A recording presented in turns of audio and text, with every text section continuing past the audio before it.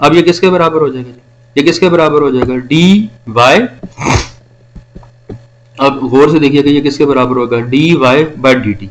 ये दो हिस्सों के बराबर हो जाएगा। सबसे पहले आप क्या करेंगे कि y का डेरिवेटिव लेंगे x के साथ, ये देख सकते हैं y का डेरिवेटिव लेंगे x के साथ, फिर x का डेरिवेटिव लेंगे t के साथ, फिर देखें फिर x का डेरिवेटिव लेंगे t के साथ। दोबारा सुन लें, अगर आपने y से t तक आना है तो सबसे पहले क्या करेंगे? y से x तक आएंगे, फिर x से t तक आएंगे। तो यही चीज आपको इसमें नजर आ रही है कि y से अगर आपने t पे जाना है, यानी रावलपिंडी से अगर आपने गुजरखान जाना, लाहौर जाना है, तो सबसे पहले आप क्या करेंगे? रावलपिंडी से गुजरखान जाएंगे और गुजरखान से लाहौर जाएंगे। तो बीच में ये सिटी जो है गुजरखान, उसका ताल्लुक रावलपिंडी के साथ भी है और इसी गुजरखान का ताल्लुक ये लाहौर के साथ भी है। तो आप ये जो dx है और ये dx है, अगर आप इस dx को काट दें, अगर आप इस dx को काट दें तो आपके पास dy बाई dt ही मिल जाता है, dy बाई dt ही मिल जाता है। लेकिन आपने ये इसको काटना नहीं है। अगर आप इसको काट देंगे, अगर आप इसको काट देंगे तो चेन रूल का जो कॉन्सेप्ट है वो खत्म हो जाएगा। जस्ट ये मैंने समझाने के लिए आपको यहाँ पे लाइनों को सर्कल किया, ठीक है। उम्मीद करता हूँ यहाँ ये चीज आपको समझ आ जाएगी, आ गई होगी, ठीक है। अच्छा, इसी तरह ये बेसिकली जो हम लोगों ने, ये बेसिकली जो चीज हम लोगों ने लिखी for function of single variable. अब अगर एक फंक्शन हम ऐसा चूज कर लें जो कि एक से ज्यादा वेरिएबल का हो, तो उस सूरत के अंदर हम पार्शियल डेरिवेटिव का जो कॉन्सेप्ट है वो किस तरह इस्तेमाल करेंगे। We will now derive variant of the chain rule for functions of two variable. अब वो कह रहा है कि आप हमें टू वेरिएबल की तरफ मूव करना है। अज्यूम दैट के z is a function of two variable x and y and suppose that x and y in turn function of single variable t। तो मैंने आपको यही बताया है कि ये वही बात है कि यहाँ पे आप देख सकते हैं कि z किसका फंक्शन है, यानी z आपके पास देखें, z जो है, z बेसिकली यहाँ पे यहाँ पे मैं इस तरह लिख लूँ कि z जो है, यहाँ पे बेसिकली चेन रूल का कॉन्सेप्ट भी मैं आपको दे रहा हूँ कि z जो है बेसिकली यहाँ पे ये ट्री डायग्राम है बेटा। z जो है वो बेसिकली x का भी फंक्शन है और z जो है वो बेसिकली y का भी फंक्शन है, ठीक है। यानी assume that कि z is a function of x and y and suppose that x and y are in turn a function of single variable t। और वो कहता है ये जो x है ये एक सिंगल वेरिएबल का आगे से फंक्शन है t का, और y भी सिंगल वेरिएबल का फंक्शन है t का। तो कहता है ये देख सकते हैं x किसका फंक्शन है? t का। y भी किसका फंक्शन है? t का। तो हम क्या करेंगे कि x को इसकी जगह रिप्लेस कर देंगे, y को इसकी जगह रिप्लेस कर देंगे, तो z भी किसका फंक्शन हो जाएगा? z भी also a function of t, तो z भी t का फंक्शन हो जाएगा। तो हम ये कह सकते हैं कि z is also a function of t। बेशक आप यहां से देख लें और बेशक आप इसको यहां से देख लें, तो दोनों सूरतों में हम ये कह सकते हैं कि z is also a function of t। दोबारा देख लें जी, z जो था दो हिस्सों का फंक्शन था, एक x का और एक y का, और x किसका फंक्शन था? t का, और y किसका फंक्शन था? t का। तो हम ये कह सकते हैं कि z is also a function of t। बेशक आप ये वाला पाथ इस्तेमाल कर लें, बेशक आप ये वाला पाथ इस्तेमाल कर लें, तो दोनों सूरतों पे आपके पास जो मंजिल है वो t तक ही पहुंची। दोनों सूरतों पे आप जो मंजिल है वो t तक ही पहुंच सकती है। तो इसका मतलब ये है कि यहाँ पे दो चेन रूल लगेंगे। एक लेफ्ट साइड में चेन रूल लगेगा, वो इस तरह चेन रूल लगेगा कि सबसे पहले z का x के साथ डेरिवेटिव लेंगे, फिर x का t के साथ डेरिवेटिव लेंगे, इसी तरह फिर z का डेरिवेटिव लेंगे y के साथ और y का डेरिवेटिव लेंगे t के साथ। दोबारा सुने, अगर आपने t तक पहुंचना है, z से t तक पहुंचना है, तो जाहिर बात है कि आप x को होते हुए यहाँ पे पहुंचेंगे। इसी तरह जब आपने t एक ये रास्ता, यहाँ पे देखें ना, यहाँ पे दो पाथ आ रहे हैं, इसको कहते हैं, ये वाला जो रास्ता है इसको कहेंगे पाथ नंबर 1 और ये वाला जो रास्ता है इसको कहेंगे पाथ नंबर 2, ठीक है। आप जो मर्जी पाथ इस्तेमाल करें, आपकी जो फाइनल मंजिल है वो ये है। फाइनल मंजिल से मुराद है कि पार्शियल z बाय मतलब dz by dt, dz by मतलब z जो है वो सिंगल वेरिएबल का फंक्शन हो जाएगा। दोबारा सुने बेटा, जब भी कोई फंक्शन सिंगल वेरिएबल का फंक्शन होगा तो सिंपल डेरिवेटिव लगेगा। लेकिन जब कोई फंक्शन दो वेरिएबल का फंक्शन होगा तो वहां पे चेन रूल लगेगा। देखें, जब हम ये कहेंगे z is a function of x and y, तो तब आपने z का partial derivative with respect to x और z का partial derivative with respect to t लेना। क्यों? क्योंकि z जो है वो x के पे भी डिपेंड कर रहा है और z जो है वो y के ऊपर भी डिपेंड कर रहा है।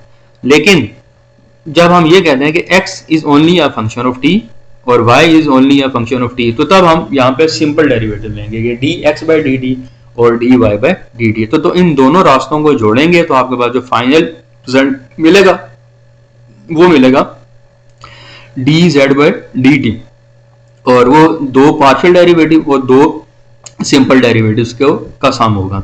यानी एक पाथ ये यूज करेंगे, इस पाथ पे एक चेन रूल लगेगा और एक इस पाथ पे चेन रूल लगेगा, दोनों चेन रूल को जोड़ेंगे तो आपके पास dz बाई dt आ जाएगा। तो टोटल जो आपके पास यहाँ पे डेरिवेटिव इस्तेमाल होंगे वो 4 डेरिवेटिव होंगे, दो x और y के साथ होंगे, यानी एक z का पार्शियल डेरिवेटिव x के साथ, z का पार्शियल डेरिवेटिव y के साथ, x का सिंपल डेरिवेटिव t के साथ, y का भी सिंपल डेरिवेटिव t के साथ लेंगे। तो इसको हम आगे चलाते हैं।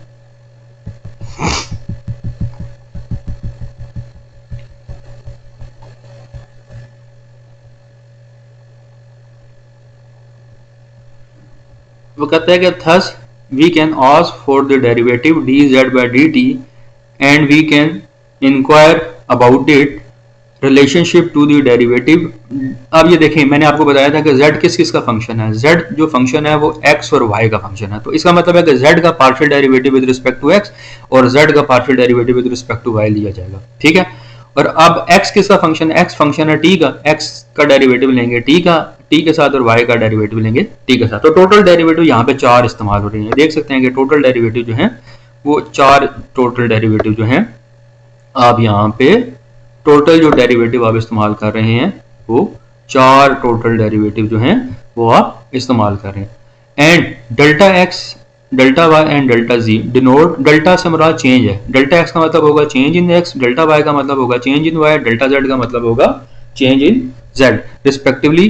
तो then that correspond to the change in delta t, इसी तरह डेल्टा t जो है वो क्या है, चेंज इन t।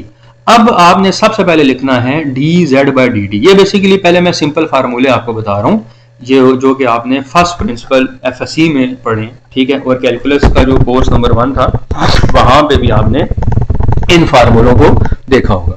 ठीक है, तो सबसे पहले ये बेसिक फार्मूले आपको पता होना चाहिए कि डेल्टा में और डी का आपस में रिलेशन क्या होता है। ये लिखा हुआ है dz बाई dt, ये फार्मूला बेटा, ये dz बाई dt लिखा हुआ है। ठीक है, जो किसके बराबर है, delta z by delta t और limit delta t approaches to 0। इसी तरह dx बाई dt किसके बराबर होगा, यानी d की जगह आपने delta x by delta t लिखना है, d को रिप्लेस कर दें डेल्टा से और limit delta t approaches to 0। इसी तरह अगर मैंने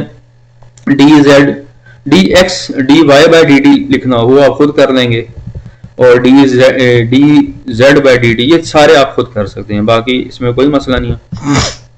ये सिंपल आपको बताने के लिए कि जब हम लिमिट लगाएंगे तो आपके ये रिजल्ट आएंगे, यानी इस पे जब लिमिट लगेगी तो ये इसके बराबर हो जाएगा, इस पे जब लिमिट लगेगी तो ये इसके बराबर हो जाएगा, और इस पे जब लिमिट लगेगी तो ये इसके बराबर हो जाएगा।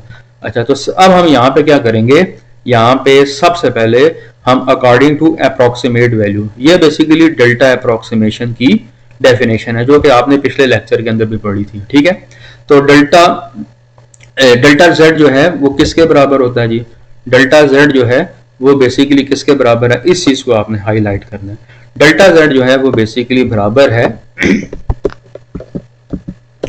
क्योंकि z जो है वो दो चीजों का फंक्शन है, एक x का फंक्शन है और एक y का फंक्शन है। तो हम क्या करेंगे कि सबसे पहले z का पार्शियल डेरिवेटिव लेंगे x के साथ, फिर उसके साथ मल्टीप्लाई कर देंगे डेल्टा x, फिर z का पार्शियल डेरिवेटिव लेंगे y के साथ, फिर उसको मल्टीप्लाई कर देंगे डेल्टा y।